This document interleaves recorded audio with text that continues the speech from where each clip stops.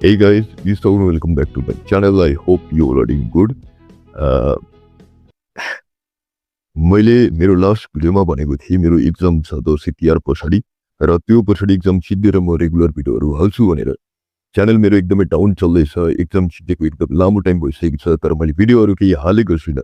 अहिले म एकदम लापरवाही भइरहेको छु है। बट ब्याकग्राउन्डमा मैले ड्रइङहरू गरिरहेको छु, स्केचहरू बनाइरहेको छु एन्ड मैले एक दुईवटा स्केचहरू बनाएको थिएँ त्यसमा म स्प्रे गरौँ भनेर सोच्दै थिएँ है। मेरो फिक्सेटिभ स्प्रे सिद्धेको रहेछ। सो आज म कलेजबाट एकछिन अगाडि आएको, मैले स्प्रे लिएर आएको छु फिक्सेटिभ स्प्रे। सो यो चाहिँ हो हाम्रो फिक्सेटिभ स्प्रे। यो क्यामेलको मैले लिएर आएको छु है। डिफ्रेन्ट ब्रान्डको एभाइलेबल हुन्छ फिक्सेटिभ स्प्रेहरू। म पहिला अर्कै एउटा ब्रान्डको चलाउँथेँ, त्यसको नाम बिर्सेँ मैले, ओके केही छैन। सो यो चाहिँ क्यामेलको एन्ड आजको यो भिडियो चाहिँ एकदमै सर्ट एन्ड स्विट हुन गइरहेको छ। मलाई आफै पनि कम्फर्टेबल फिल भइरहेको छैन भिडियो बनाउनको लागि, हल्का रुगा पनि लागिरहेको छ and I hope you want mind मैले चस्मा लगाइरहेको छु है। यति हजुरहरू आर्टहरू बनाउनुहुन्छ भने हजुरलाई फिक्सेटिभ स्प्रेको बारेमा थाहा नै होला। But for those who don't know है, यो चाहिँ हाम्रो फिक्सेटिभ स्प्रे हो जुन चाहिँ हामी कुनै पनि स्केल्स, कुनै पनि ड्रइङहरू, कुनै पनि कलर पेस्टलको ड्रइङहरू होस् है, त्यो सबै ड्रइङहरूलाई हामीले लङ टर्मको लागि फेड आउट नहोस् भन्नको लागि हामी युज गर्छौँ फिक्सेटिभ स्प्रे। सो यसको काम चाहिँ के हो भन्दाखेरि कुनै पनि तपाईँको ड्रइङहरूलाई फिक्स गरिदिन्छ एन्ड यसको प्राइस चाहिँ 600 जति मलाई पर्यो। यो डिफ्रेन्ट ब्रान्डहरूको हजुरलाई एभाइलेबल हुन्छ एन्ड म पर्सनली रिकमेन्ड गर्छु यो हजुरहरू फिक्सेटिभ स्प्रे युज गर्दाखेरि हजुरहरूको ड्रइङहरूमा सकेसम्म अलिक कोठाभित्र युज नगर्नु होला। अलिकति हार्मफुल हुन्छ, मास्क साक्स लाएर युज गर्दा हुन्छ, तर अलिक खुल्लामा माथि छततिर गएर त हजुरले स्प्रे हाल्नुभयो भने एकदमै राम्रो। के लेखेको छ भन्दाखेरि यहाँ क्यामेलको artist fixative spray for protection of charcoal, pastel and pencil drawing, transparent and non removable 200 ml। Alright, सुरुमा चाहिँ यसलाई हल्का सेक गर्नुपर्छ लाउनुभन्दा अगाडि। एन्ड म हजुरलाई स्प्रे चाहिँ मेरो लेटेस्ट ड्रइङहरूमा स्प्रे गरेर देखाउँछु है। त्यस्तो धेरै पनि बनाएको छुइनँ, मैले 10 तिहारमा हल्का फुल्का क्विक स्केचहरू गरेँ। त्यो पछाडि एक्जाम आयो, एक्जाम अस्ति भर्खर सिद्धियो एन्ड एक्जाम सिद्धिएपछि मैले 2टा जति स्केचहरू बनाएको छु एन्ड 2टा ड्रइङहरू मेरो मोडिफाई आर्टवर्कहरू थियो। सो मोडिफाई आर्टवर्क भनेको के हो भनेर हजुरलाई थाहा छैन भने गएर मेरो भिडियो हेर्नु होला। मैले मोडिफाई आर्टवर्कमा एकदमै लामो लेक्चर दिएर भिडियो बनाएको छु है, डरो भनेको छु त्यो भिडियोमा। सो त्यो भिडियो गएर हेर्नु होला। यो चाहिँ मैले आफै दिएको नाम हो मोडिफाई आर्टवर्क भनेर। सो अब त भयो होला। अलराइट, सो हामी यसलाई स्प्रे गरौँ। हातै दुख्छ यार।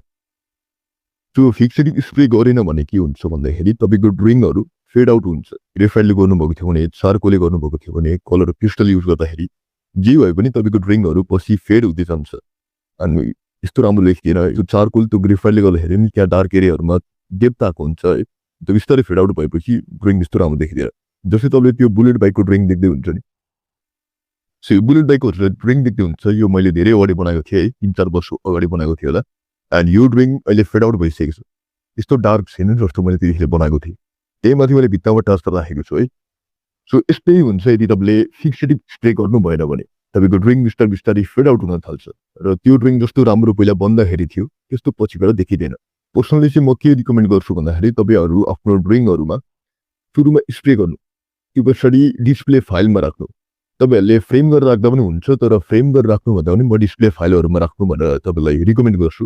अब यदि तपाईँहरू एक्जिबिसनमा लग्दै हुन्छ भने, कहीँ देखाउन लग्दै हुन्छ भने त्यस्तो बेला फ्रेम गर्दाखेरि ठिक छ, तर पछि ल्याएर फेरि फाइलमा राख्नु। फाइलमा अझै धेरै सेफ हुन्छ जस्तो लाग्छ मलाई है। सो या त्यही अब चाहिँ म हजुरलाई मेरो लेटेस्ट ड्रइङहरूमा स्प्रे गरेर देखाउँछु। त्यो ड्रइङको बारेमा हल्का कुरा पनि गरौँ है। Alright guys, this are the sketches and 2टा स्केचहरू A4 साइजको छ, एउटा सुप्रियाको छ, एउटा इसाको छ। अब फिक्सेटिभ स्प्रेहरूलाई म देखाइदिइहाल्छु। यो मैले क्यामेल ब्रान्डको ल्याएको छु, डिफ्रेन्ट ब्रान्डहरूको एभाइलेबल हुन्छ, मैले हजुरलाई भनिहालेँ है। वरिपरिबाट हेर्दाखेरि यस्तो छ। अब ड्रइङहरूको कुरा गर्नु पर्दाखेरि चाहिँ यो 2टा ड्रइङहरू मैले मोडिफाई गरेर बनाएको छु। हजुरहरूले यो एक्ज्याक्ट उनीहरूको फोटो भेट्नुहुन्न, मैले कपाल कपडाहरू आफ्नै मर्जीले चेन्ज गरिदिएको छु एन्ड अनुहार चाहिँ मैले डिफ्रेन्ट फोटोहरूबाट रेफरेन्स लिएँ। अब स्प्रे कसरी गर्ने भन्दा हजुरले छिस पार्नुभन्दा पनि भन्नाले हजुरले एकैचोटिमा छिर्र लगाइदिनु होला। एकचोटि 1 2 गर्दै छिस पार्नुभन्दा पनि कन्टिन्युस लाउनुपर्छ हजुरले स्प्रे है, ताकि सबैतिर राम्ररी लागोस्। अघि मैले हजुरलाई भनेको थिएँ, म फेरि याद दिलाइदिन्छु हजुरलाई, स्प्रे कोठाभित्र नगर्नु होला। म अहिले कोठाभित्र गर्दैछु अनि मेरो लङ्का लाग्दैछ, यति छिटो जना पनि जाँदैन यसको स्मेल। अब मैले गल्ती गरिहालेँ होइन, जे नगर्नु भनेको म त्यही गर्दैछु। सिकाउँदैछु म सिकाउँदैछु यता यस्तो नगर्नु भनेर अनि म त्यही गर्दैछु केही छैन 2टा मात्रै हो मेरो ड्रइङहरू है सो या यो ड्रइङ मलाई एकदमै राम्रो लागेको छ कपालहरू एकदमै राम्रो बनेको छ एन्ड या यसको फोटो ओरिजिनल फोटोहरुले स्केच क्लियरली हेर्नको लागि चाहिँ मेरो इन्स्टाग्राममा हेर्नु होला मैले लिंक दिएको छु तल डिस्क्रिप्सनमा है इन्स्टाग्राममा मलाई फलो गर्नु होला म त्यहाँ रेगुलर स्केचहरू जे ड्रइङ गर्छु म त्यो हालिराख्छु क्विक क्विक स्केचिङहरू गरे भने पनि म स्टोरीहरुमा हालिदिराख्छु है सो या इन्स्टाग्रामको मैले लिंक दिएको छु तल डिस्क्रिप्सनमा so go and check it out and यो दुईटै ड्रइङहरुलाई मैले डिस्प्ले फाइलमा हाले सो यसरी नै तपाईहरु पनि फाइलमा राख्नु होला आफ्नो ड्रइङहरुलाई सेफ पनि हुन्छ एन्ड चाहिएको बेला इजिली निकाल्न पनि मिल्छ तर स्प्रे गरेर मात्र राख्नु होला है फेरि गाह्रो हुन्छ अलराइट सो आजको लागि यति नै थियो I hope you guys like this video if you like this video give it a big thumbs up and do subscribe to my channel we'll see you in my next video till then goodbye